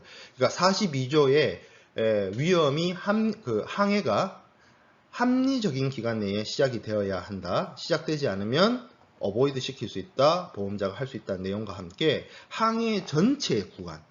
그러니까 우리가 항해 지연에 대해서 세 가지를 얘기하겠잖아요. 시작이 늦게 되는 거, 발항 자체가 늦게 되는 거, 항해 그 자체가 또 늦어지는 거, 목적항에 늦게 도착해서 거기서 그 항해를 끝내는 게 늦어지는 거, 이렇게 세 가지가 있는데 어떤 경우이든 간에 그러한 신속한 처리 혹은 부당한 지연이 발생하게 되면 보험자는 보상 책임을 면한다는 겁니다. 그리고 이러한 내용들은 주로 적하보험이 아니라 선박보험에 적용이 가능하겠죠. 자, 화물의 가판적재 한적에 대해서 보겠습니다. 뭐 1호나 이런 것에 비하면 좀 상대적으로 큰 이슈가 아닐 수 있는데, 왜냐하면 이제 현대화되면서 선박들이 현대화되면서 예전에 재래선 같은 경우에는 화물을, 그러니까 이제 나무 상자나 뭐 이런 거에 이제 옮기는 그 시절에는 가판 위에다가 화물을 적재해가지고 운반하는 것이 굉장히 위험했기 때문에 처음 보험계약을 체결할 때 선창에 집어넣기로 했던 것이 가판 위로 올라간다, 큰 문제가 되긴 했었죠. 그런데 이런 경우에 이제 위험 변경이 됩니다. 근데 이게 뭐 실무적으로는 이제는 거의 모든 대부분의 화물들이 벌크 화물이 아닌 다음에야 컨테이너로 운송되고 있는 상황에서 화물의 가판 적재가 뭐 실제로 이런 식의 가판 적재, 예상되지 않은 가판 위에 실기로 예상되지 않은 상태에서 가판 적재가 되면 위험 변경의 이슈가 있지만 실무적으로 컨테이너선이 쓰인단 말이에요. 그러니까 이것도 사실은 큰 이슈가 안 될 수 있는 부분이죠. 그러니까 이론화 항해 지연하고는 다르게 현실에서 발생 가능한 위험 변경이 아닌 겁니다. 자, 그리고 한적이 있어요. 한적.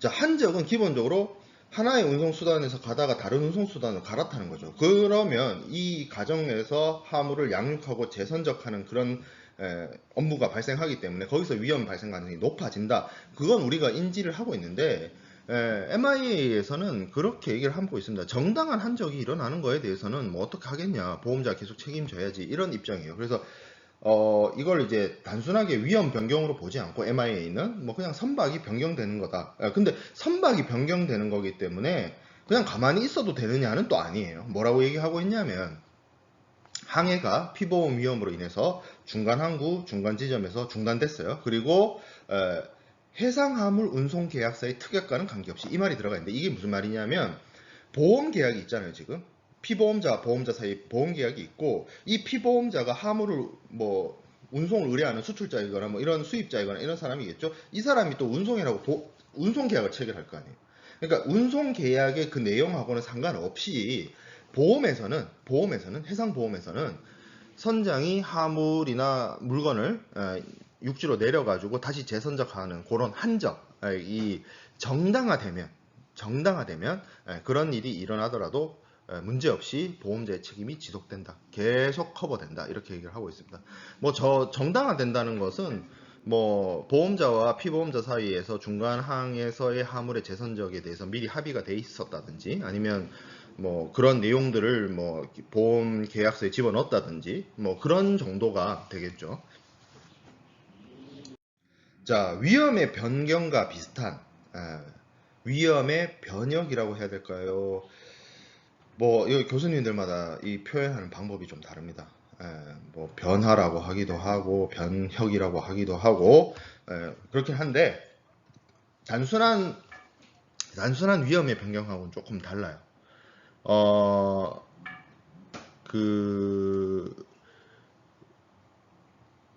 이 경우는 좀 예시를 좀 들자면, 자, 위험의 변경이 이렇게 생각해 볼게요. 그 가해지는 위험의 종류는 동일한데, 그러니까 이 사람, 이렇게 생각해 봅시다. 위험을 받을 수 있는 보험 목적물이 있어요. 이 보험 목적물에 가해질 수 있는 가능성 있는 위험은 동일한데, 이 동일한 위험들의 확률이라고 해야 될까요? 가능성이라고 해야 될까요? 이게 증가되는 거, 혹은 바뀌는 거, 변화되는 거, 이게 이제 위험의 변경인 거고, 동일한 보험 목적물인데 얘한테 가해질 수 있는 여러 가지 위험의 형태나 종류가 아예 새롭게 달라지는 거, 그게 해상 위험의 변혁입니다. 자, 그 설명 한번 볼게요. 위험의 정도의 증감은 없더라도 있을 수도 있고 없을 수도 있고, 위험의 동일성이 상실된다. 그러니까 A란 화물에 가해질 수 있는 위험의 종류란 게 가나다라 마바사가 있어서, 이 가나다라 마바사의 확률이 늘었다 줄었다 하면 위험의 변경인 것이고, 이게 지금 A인데, A라는 피보험 목적물이 있는데 여기에 가해질 수 있는 위험이 가나다라 마바사에서 1, 2, 3, 4, 5, 6, 7, 8로 바뀌는 거예요. 확률이 증가도 뭐 포함될 수 있고 아닐 수도 있고. 그래서 전혀 다른 상황이 되는 겁니다. 전혀 다른 종류의 위험이 발생하는 겁니다.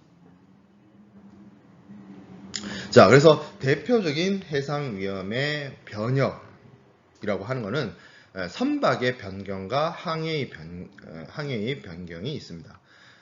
기본적으로 배가 바뀌는 거예요. 배가 바뀌는 거. 근데 배가 바뀌는 거랑 앞서 얘기했던 항적이랑 뭐가 다릅니까? 항적은 이렇게 이런 거죠. 출발항이 있고 목적항이 있는데 쭉 가다가 중간 기착항에서 배에 실려있던 화물을 내려가지고 다시 다른 운송수단에 실어가지고 이렇게 가는 거죠. 이게 항적이죠.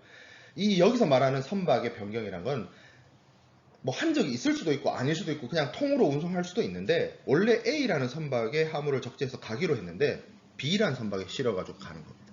아예 경우가 다르죠. 항적이랑 지금 경우가 다른 거예요. 선박의 변경은. 자, 그래서 이렇게 선박이 교체되는 것은 당연히 화물을 보험에 부부하는 저가보험에서는 발생하지 않고요. 선박보험에서 발생을 하겠죠. 그리고 이런 선박의 변경이 발생하게 되면 당연히 이거는 해상위험의 변혁이 발생하는 것이라서 그 시점부터 보험자가 면책이 됩니다. 자, 그리고 항해의 변경도 있어요. 제가 그러니까 위험의 변경에서 가장 대표적인 게 데비에이션 1호라고 했는데, 해상 위험의 변혁에서 가장 중요하고 핵심적인 게 항해의 변경입니다. 말이 좀 어렵죠. 말이 비슷하면서도 그렇고. 영어로 표현하면 완전히 다른 말인데 우리말로 하면 동일한 한자들이 이렇게 반복돼서 사용되다 보니까 비슷한 어감을 가지는 용어들이 많이 있습니다. 그러니까 2로 같은 경우에 항해의 변경, 위험의 변경, 이런 표현들이 사용되어야 되는데 2로는 데비에이션, 영어 표현으로 데비에이션이고, 항해 변경은 체인지 오브 보이지입니다. 그래서 체인지 오브 보이지는 쉽게 말하면 2로하고 좀 비교해서 설명을 좀 해보면, 출발항이나 도착항 그 두 개 중에 하나가 바뀌거나 아니면 둘 다 바뀌거나, A 항구에서, 그러니까 부산항에서 LA 롱비치항으로 가기로 했는데 부산항에서 출발 안 하고 인천항에서 출발했어요. 내지는 부산항에서 출발했는데 LA 롱비치로 가지 않고 샌디에고로 가요. 뭐 이런 식으로 변경되는 게 이제 항해의 변경이 되겠습니다. 그러니까 2로는 출항을 해서 그 루트로 가다가 그 루트를 벗어나는 게 2로였잖아요. 근데 이 항해 변경은 이 루트 자체가 틀어지는 거예요. 달라지는 겁니다. 그래서 MI에서는 위험의 개시 후에 선박의 목적지가 보험 증권에 의해서 보험 증권에 정해진 선적지와 목적지가 있을 거 아니야. 근데 거기서부터 임의로 변경되는 경우를 항해의 변경이라고 보고 있습니다. 그래서 그러면 항해의 변경이 발생되게 되면 기본적으로 지금 위험의 변경이든 위험의 변역이든 기본적으로 일단 발생하면 보험자가 책임을 다 벗죠. 보험자의 어떤 책임, 부담, 담보 이게 다 면책되거나 없어지거나 하게 되는데, 마찬가지로 항해의 변경에 있어서도 MIA 제45조 2항에 따라서 뭐 특별히 규정되어 있는 경우를 빼고는 항해의 변경이 발생하게 되면 보험자는 그러한 변경이 발생하는 때로부터 보험 계약에 따른 보상 책임이 없어지게 됩니다. 조금 좀 깊은 내용으로 이야기를 하면 항해 변경의 경우에는 항해 변경을 하겠다는 의사만으로도 항해 변경이 이루어졌다라고 봐요. 그게 차이점이 뭐냐면 2로 같은 경우에는, 데비에이션 같은 경우에는 실제로 항로를 벗어나는 행위가 있어야만 2로가 성립된다라고 이야기를 하고 있거든요. 근데 항해 변경 같은 경우에는 실제로 선적항이나 목적항을 바꾸려고 하는 의도만 있다 하더라도 그것이 이제 항해 변경에 해당된다라고 보고 있습니다. 근데 사실 이런 규정들이 있긴 한데, 이런 규정들을 해석하고 분쟁이 붙는 가운데서는 조금 논란의 여지가 있기도 합니다. 여기 만약 쉽게 말하면 의사만 있어도, 의사라는 게 보통 생각이잖아요. 내가 그런 생각을 가지고 있다는 것만으로도 항해 변경이 해당되느냐 안 되느냐는 조금 뭐 실제 재판이나 판례나 이런 것들을 통해서 우리가 확인해 봐야 될 문제이긴 하나, 기본적으로 교과서 규정상 이렇다 정도로만 정리를 하면 될 것 같습니다. 자, 뭐 해상 위험에 대해서 우리가 쭉 살펴보았죠. 쭉 살펴보았는데, 그 해상 위험이 발생하면 그 해상 위험으로 인해서 발생되는 사고, 뭐 이런 것이 있을 것이고, 그 사고를 통해서 보험 목적물이 이제 손해를 입게 될 겁니다. 그럼 결국에는 이 해상보험에서 중요한 문제 혹은 중요한 이슈가 보험의 그 대상이 되는 그 보험 목적물에 어떤 미치는 영향이라고 해야 될까요? 미치는 손해라고 해야 될까요? 그것과 위험, 해상 위험과의 어떤 원인과 결과, 이게 또 중요한 문제가 되죠. 제가 우리가 수업 앞부분에 우리말로는 위험이라고 번역하지만 영어 단어에서는 조금 다른 의미를 가지고 있는 수많은 단어를 얘기를 해주었어요. 리스크도 얘기했고, 해저드도 얘기했고, 그리고 이제 손해의 원인이란 뜻으로서 사용되어지는 단어, 영어 단어로 perill이라는 단어에 대해서 그 단어의 의미를 설명을 했는데, 지금 와서 이제 이야기를 해보면 우리가 앞에서 쭉 배웠던 하재니 뭐 도적이니 뭐 이거에 대해서 제가 리스크란 표현을 쓰지 않고 계속 perill이라는 표현을 쓰고 있습니다. 그 perill이란 뜻에는 우리말로 정확한 번역은 위험이 아니라 손해의 원인이에요. 손해의 원인, 손인. 자, 그러면 걔들이 원인이라 이거야. 그럼 원인과 결과잖아요.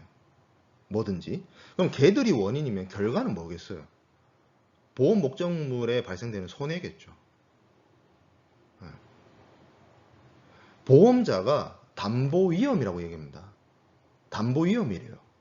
커버하는, 보험자가 커버하는 위험이에요.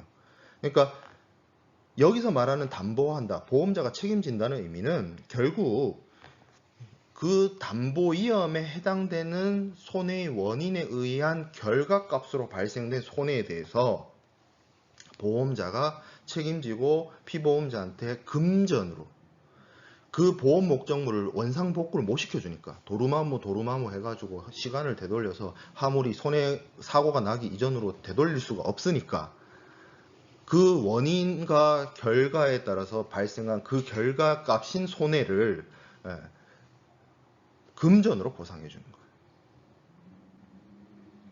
그래서 그 보험 목적물에 손해를 끼칠 수 있는 원인들 중에 이러한 것들은 보험자가 책임을 지면 담보위험이 되는 것이고, 이러한 것이 원인이 돼서 손해라는 결과가 발생하면 얘네들은 면책 위험에 해당되는 애였다면 보험자가 면책이 되는 겁니다.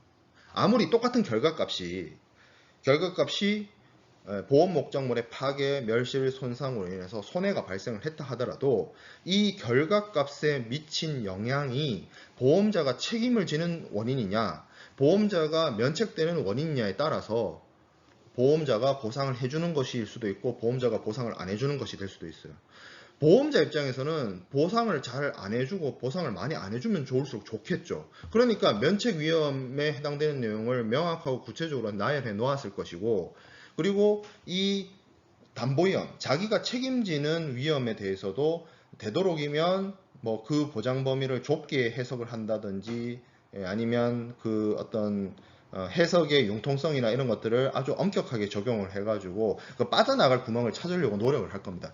그러면 보험자는 빠져나가서 자기는 보상을 안 해주려고 할 것이고, 피보험자는 보상을 받으려고 할 것이고, 결국에는 이 사고에 따른 손해라는 결과를 일으킨 원인이 보험자 책임 아니냐를 가지고 법원에서 싸울 수밖에 없어요. 그래서 지금 여러분들이 대법원이나 이런 데서 우리나라를 포함해서 뭐 중국이 됐든 영국이 됐든 전 세계의 많은 국가의 법원의 판례를 보면 보험회사와 피보험자 간의 다툼이 거의 다 그런 거예요. 이거 보험자의 책임이다, 보험자의 책임이 아니다 갖고 논하는 거예요. 예, 사고는 났어.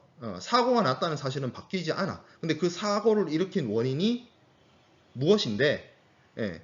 그리고 사실 이것도 이제 따져볼 이유가 있죠. 예, 여기서 좀 더 나가면 사고가 나서 손해가 났는데 결과는 있는데 이 결과를 끼친 원인이 A냐 B냐 C냐 갖고도 싸울 수 있죠. 그렇죠? 예.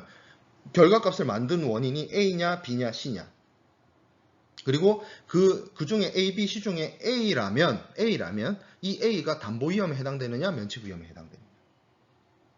그래서 보험자와 피보험자 사이에 정확한 담보위험, 면책위험을 정하는 것이 중요하고, 담보위험을 어떤 것들로 나열해서 규정을 하면 그것이 열거책임주의, 그리고 면책위험에 해당되는 것을 제외하고 보험자가 책임진다는 방식으로 설명을 하면 포괄책임주의, 이런 방식이 되는 겁니다. 그리고 지금 여기서 말하는 인과관계 근인주의, 특별히 이제 근인주의와 관련된 거는 뭐냐면, 근인주의에서 얘기하고자 하는 바는 뭐냐면, 자, 결과값이 있어요. 사고를 통한 손해라는 결과값이 있는데 이 결과를 만들어낸 원인이 A냐 B냐 C냐 이거예요. 자, 근인주의, 2번의 근인주의 첫 번째 줄이 이 말이죠. 손해의 원인이 다수 관련되어 발생했다. 사고가 났는데 이 사고에 미친 영향이 이유가 여러 개인 거야. 그래서 그 원인들 중에 뭐가 진짜 원인이냐 이거야. 왜냐면 이게 중요한 이슈일 수 있죠. 자, 어떤 배가 침몰을 했어요. 이런 것을 한번 생각해 봅시다. 자, 태풍이 올라와요. 부산 쪽으로 태풍이 올라옵니다. 배가 운항을 하다가 태풍을 피하기 위해서 제주항이나 서귀포항으로 피난을 들어갔어요. 근데 피난항에 들어가려고 하다 보니까 거기서 이제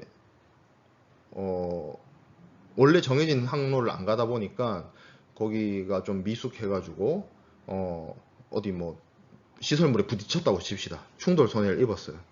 그래서 이게 충돌을 해가지고 파손이 되긴 했는데 배가 움직일 수는 있어. 그래서 태풍이 지나가고 나서 서귀포항을 빠져나와서 부산항으로 쭉쭉쭉 가다가 원래 정상대로라고 하면 그냥 그 항구 내로 잘 들어오면 되는데 이게 파손되어 있어가지고 수리를 하려고 하다가 거기서 뭐 화재가 발생해가지고 결국에는 운송을 제때 못했어요. 자, 그러면 이게 사고의 결과값이 이제 결국에는 배에 불이 나거나 아니면 배가 늦게 운송이 돼서 화물을 제때 하역하지 못하는 일이 발생했다고 칩시다. 그러면 이러한 사건을 일으킨 손해의 원인 펄일이 악천후, 태풍인 것이냐, 아니면 부산에 제주 서귀포항에 들어가다가 다른 배나 그 항만 시설물하고 충돌한 충돌이 문제인 거냐, 아니면 그 충돌로 인해서 발생된 그 손상 부분을 수리하기 위해서 수리하러 들어가던 것이 문제였느냐, 어느 게 진짜 원인이냐 이거예요. 어느 게 진짜 펄일이냐는 거예요. 이 결과값의 원인, 우리가 결과가 있고 원인이 있는데 이 결과에 영향 준 원인들이 여러 개라면 그게 그 중에서 가장 결정적인 게 뭐냐, 그걸 따지는 게 근인주의입니다. 자, 그래서 이야기를 하고 있죠. 손해의 원인이 다수 관련되어 발생된 경우 그 중에 어느 하나의 원인을 취해서 직접 원인으로 하고 그 원인이 보험자가 부담하는 위험이냐, 그러니까 담보 위험이냐 아니냐에 따라서 보험자의 보상 책임 유무를 결정한다. 이게 이제 근인주의죠. 이거는 뭐 모든 해상보험 계약에서 이런 방식으로 접근을 하고요. 이게 사실 어렵습니다. 어려운 문제예요. 이것도 제가 앞서 얘기했던 것처럼 보험자와 피보험자 경우에 따라서는 뭐 법정 쟁송, 소송의 문제로 가게 되는 여러 가지 일들을 야기하기도 합니다.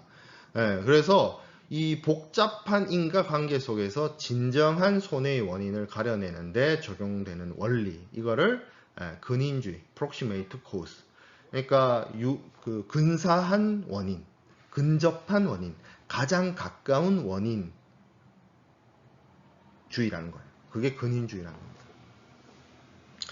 그러면 뭐 이것과 관련해서 여러 가지 격언들이 있어요. 근인을 주시하고 원인을 보지 마라 말인데, 여기서 말하는 원인은 어떤 원인과 결과일 때 그 원인이 아니고 가까운 원인, 먼 원인, 뭐 이런 뜻이에요. 자, 그래서 이 근인이라고 하는 것은 그러면 시간적 순서에 따른 것이냐, 아니면 뭐 가장 결정적인 사건인 것이냐, 이거에 따라서 뭐 제가 뭐 소개는 안 합니다만 뭐 최후 조건설, 뭐 시간 순서상 가장 뭐 먼저 오는 거, 뭐 이런 식으로 학설이 여러 가지가 있어요. 근인과 관련해서는. 근데 현재에 이르러서는 가장 결정적인 영향력을 행사한, 가장 중차대한 영향력을 행사한 어떤 원인이 근인이 되는 것이 아니냐, 손해의 원인으로 봐야 되지 않느냐 하는 학설이 대체적으로 지지를 받고, 판례의 경향도 그런 경향을 가지고 있습니다. 근데 이거는 제가 이거를 뭐 단칼로 얘기하기가 어려운 게, 제가 좀 이 부분에 있어서는 좀 애매모호하게 설명하고 지나갈 수 없는 밖에 없는 부분이 뭐냐면, 실제 보험 사고가 발생을 했을 때 그 사건 케이스마다 정말 똑같은 사건은 없어요. 뭐가 달라도 조금씩 달라. 그러다 보니 어떤 사건에서는 어떤 것이 근인으로서 인정을 받고요, 또 어떤 사건에서는 유사한 것 같은데 그런 판례를 이렇게 들여다보면 뭐 또 다른 이야기를 또 하는 경우도 있고요. 그게 뭐 그런 판례나 판결들이 한국에만 있는 것이 아니고 중국에도 있고 영국에도 있고, 그러다 보니까 또 한국법에 적용이 됐을 때, 중국법이 적용이 됐을 때, 영미법이 적용이 됐을 때, 뭐 그리고 프랑스나 독일에 가서는 또 다르게, 일본에서는 또 다르게, 이거는 그 사고, 보험 그 보험과 관련된 실제 어떤 사건이나 쟁송에 따라서 손해의 원인을 파악하고 결과에 대한 최유력한, 가장 유력한 근인을 결정하는 것은 조금 그 상황이나 사례에 따라서 조금씩 달라질 수 있다는 겁니다. 근데 이제 중요한 거는, 제가 이야기하고자 하는 바는 뭐냐면, 보험 사고가 발생하게 되면 그 사고로 인해서 발생된 결과인 손해, 그리고 그 손해를 영향을 미친 사건, 원인이 여러 가지가 있다면 그 중에서 가장 결정적으로, 가장 효과적으로, 가장 유력한 원인이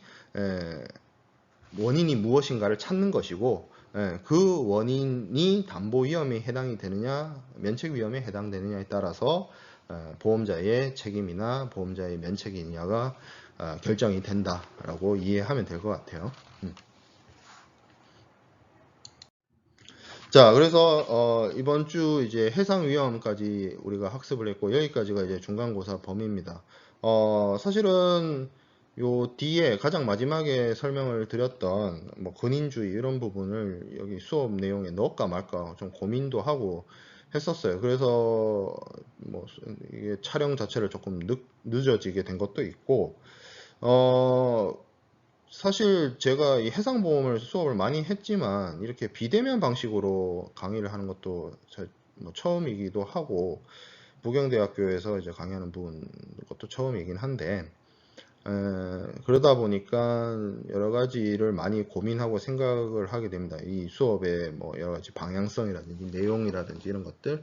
그래서 여러분들이 뭐 비대면으로 수업을 하면서 너무 많은 내용과 너무 많은 정보를 한꺼번에 제공하는 것이 또 여러분한테 혼란을 줄 수 있다는 생각도 들고 그래서 어느 정도 타협을 하면서 이야기를 하고 있고 진도를 이야기를 하고 있어요. 그래서 중간고사 이전에 우리가 배운 내용은 해상보험과 관련된 여러 가지 원칙이라든지 이론이라든지 어떤 배경이라든지 그리고 기본적인 부분 이런 내용들이었다라고 볼 수 있습니다. 해상 위험까지. 그리고 그 해상 보험의 근간이 되는 보험 계약이라든지 이런 부분들 그런 부분들을 바탕으로 이제 중간고사 이후부터 학습하게 될 내용들은 실제 이제 실무에 조금 더 가까운 이야기들을 할 수밖에 없어요. 뭐 대표적으로 해상 손해, 위험이 있어서 원인이 있어서 결과가 있잖아요. 그 결과도 똑같지 않겠죠. 다양한 형태의 결과가 있겠죠. 그래서 그 결과의 형태들, 전손이니 분손이니 뭐 공동해손이니 그런 해상손해에 대한 부분을 배울 것이고, 자 그러면 우리가 담보위험과 면책위험을 배웠는데 어디까지가 담보위험이고 어디까지가 면책위험인지는 안 배웠잖아요. 그래서 그런 것들을 학습하기 위해서 보험증권과 보험 약관을 공부하게 될 겁니다. 그리고 선박보험에 대해서도 학습을 하게 될 거고요. 그런 내용들이 아마 중간고사 이후 11월, 12월 달에 우리가 학습하게 될 주요한 내용들이 될 겁니다. 그런 내용들은 지금 하는 내용이 약간 원리적이고 원론적이고 이론적인 내용들이 많았다면 중간고사 이후에 우리가 학습하게 되는 내용들은 조금 디테일하게 여러분들이 필요한 경우에 암기를 해야 되는 사항들도 있을 수 있어요. 디테일한 세부적인 내용들이 많기 때문에 그래서 제가 이렇게 비대면으로 해상보험론 수업을 진행을 하면서 그런 점들을 고려했다. 그래서 앞쪽에 이론과 관련된 내용, 뒤쪽에 실무와 관련된 여러 증권이나 약관들의 내용들을 학습하는 방식으로 수업을 진행을 하고 있다는 점을 이해해 주면 될 것 같고 일단은 뭐 여기까지가 이제 LMS 시험으로 보는 중간고사 시험 범위에 해당이 됩니다. 그래서 좀 원리나 이론과 관련된 내용들이 많았기 때문에 그런 부분들 위주로 여러분들이 좀 이해하고 시험 준비를 하면 될 것 같아요. 시험 그렇게 어렵지 않은 난이도로 칠 수 있도록 생각을 하고 있기 때문에 준비 잘 해서 시험 잘 보기 바랍니다. 네.